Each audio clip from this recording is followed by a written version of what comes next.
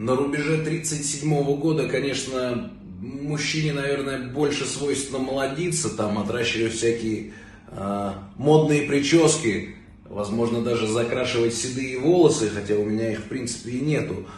Потому что радоваться вот этим самым густым, пышным волосам осталось, по большому счету, не так долго. Они рано или поздно пойдут плешью, да высыпятся или станут полностью седыми.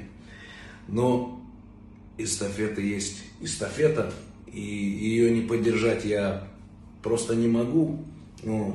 Хотел, конечно, быть модным парнем, но, походу, мне придется вернуться к обычной, нормальной, пацанской прическе.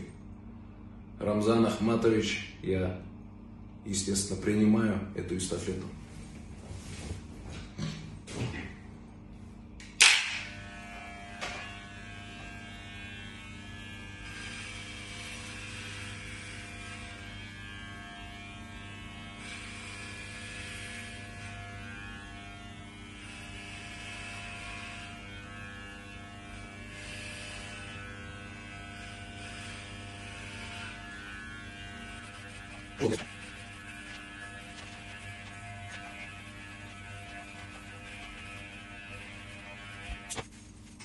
Дорогие друзья, напишите мне в комментариях, с какой стрижкой мне лучше.